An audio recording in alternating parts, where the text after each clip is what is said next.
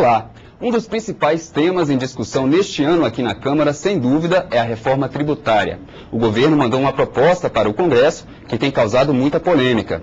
O tema já sofreu mudanças na Comissão de Constituição e Justiça e vai agora para uma comissão especial antes de ir para o plenário. Será que dessa vez vai ser possível conciliar tantos interesses? De um lado, União, estados e municípios, que temem perder a arrecadação. De outro, o cidadão e as empresas, que gostariam de pagar menos impostos.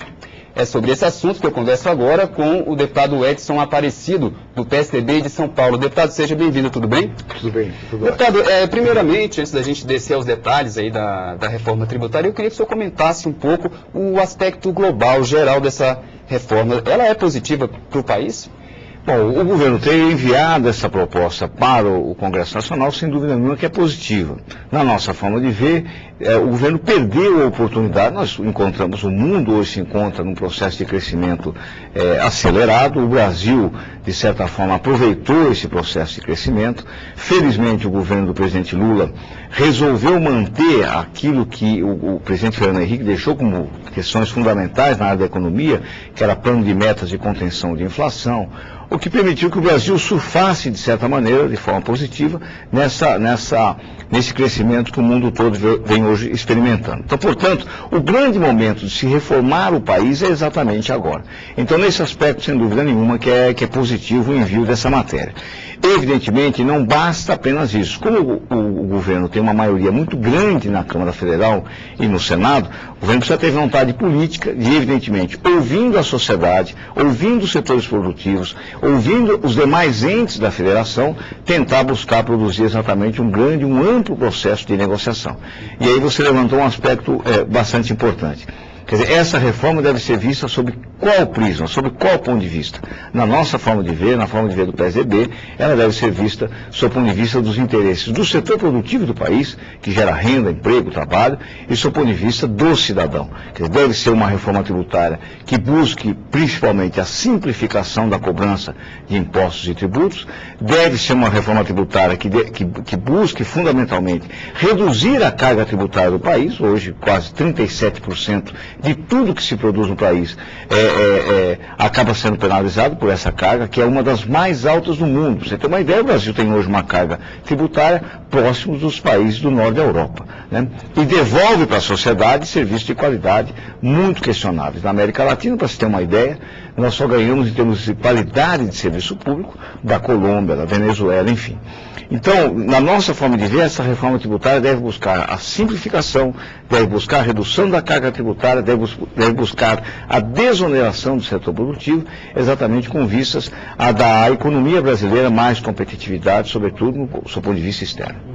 Deputado, nessa proposta que o governo mandou aqui para a Câmara, estão previstos mecanismos que realmente podem aliviar o bolso do contribuinte? Infelizmente não. Apenas são substituições de determinados impostos federais, agregando esses impostos em um único, mas efetivamente não há um processo de redução da carga tributária. Isso não é explícito, isso não está claro na proposta enviada pelo governo. Uma outra questão grave é que a proposta do governo acaba interferindo em alguns impostos que são fundamentais para os estados, né? Por exemplo, a questão do ICMS, né? É evidente que nós precisamos buscar uma alíquota única, uma legislação única para todos os estados, para que de forma definitiva se acabe com a questão da guerra fiscal, que não auxilia, que não é positiva para o cidadão, para o contribuinte.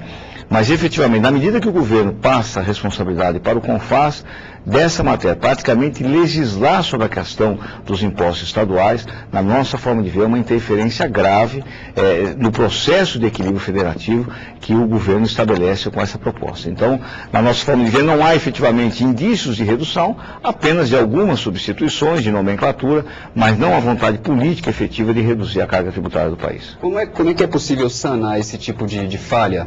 de omissão. Vocês estão apresentando emendas, agora essa proposta foi para a comissão especial. O PSDB vai apresentar emendas tentando colocar isso explicitamente no texto? Sim, foram inúmeras emendas apresentadas, como por exemplo a questão de, nós não queremos que os impostos como os PIS, COFINS, sejam apenas substituídos pelo chamado IVA federal. Nós queremos o desaparecimento desses dois tipos de impostos, por exemplo, de contribuições, que reduziria, de certa forma, a carga tributária do país. Então, a transferência também da cobrança de determinadas alíquotas para o imposto de renda de pessoas jurídicas, a mesma coisa. Então, acho que é possível se chegar a um equilíbrio, a uma proposta, a uma negociação, onde se reduza minimamente a carga tributária do país, que é absolutamente penosa. O senhor acha, deputado, que acabar com algumas contribuições, como o PIS, COFINS, que o senhor citou agora, isso aí já daria um fôlego para a economia crescer mais e esse próprio crescimento manter o nível de arrecadação e, enfim, os cofres da União não seriam penalizados, não sofreriam com isso? De forma alguma. Nós acabamos de ter uma experiência muito concreta, né? O Congresso Nacional impediu que o governo conseguisse aqui aprovar a questão da CPMF. Né? 40 bilhões de reais de arrecadação que o governo teria. Né? E você veja, acabou-se com a CPMF e isso não impactou em nada as contas do governo, a arrecadação do governo. Pelo contrário, houve um crescimento de 20% real de arrecadação, tanto o mês de fevereiro, o mês de março, se comprovou isso. Quer dizer, basta o país crescer. Se o país crescer de forma sólida, se o país crescer de forma... Se nós fizermos as reformas de maneira responsável, não há dúvida nenhuma que é possível você reduzir a carga tributária do país e o governo arrecadar ainda mais, acabando com a informalidade, enfim, incorporando ao processo produtivo do país segmentos importantes da indústria, do comércio, de serviços, que hoje acabam sonegando impostos. Deputado, o senhor é do estado de São Paulo, estado eminentemente produtor, né, de produtos, enfim, centro de indústrias. Essa proposta, um dos pontos dela é transferir essa arrecadação do ICMS, que é o principal imposto estadual, para os estados de destino das mercadorias, né? O que o senhor acha dessa proposta? Isso tem condições de passar, de ser aprovado, ser incluído na Constituição? Eu acho que essa é uma das questões polêmicas que nós vamos ter. Evidentemente, a gente costuma dizer que São Paulo um pouco é o coração do país, né? São Paulo vai bem, o país vai bem, né? Agora, é evidente que uma reforma com essa dimensão, nós precisamos ter em conta as dificuldades de outras regiões, do Norte, do Nordeste. Por isso que, inclusive, existe um mecanismo colocado na proposta do governo, que é exatamente uma Câmara de Compensação, onde vai poder exatamente se superar eventuais desequilíbrios que a proposta venha a criar.